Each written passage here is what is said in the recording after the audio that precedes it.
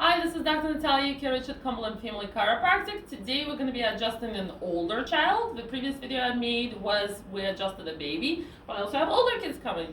Older kids get adjusted using, we use the ProAdjuster computerized technology to analyze the spine and do the actual corrections. So this is how we do it.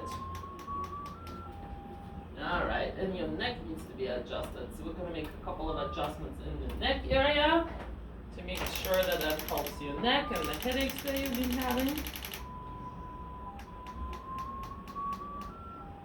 Very nice.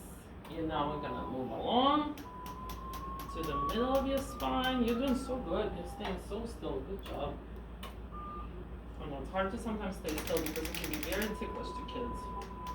And it's just a couple of little clicks and a little bit of noise. So this instrument contacts the joints and does the necessary corrections. And now on to the lower back. It doesn't take much to adjust the spine of a child. Ooh, your lower back needs a good adjustment.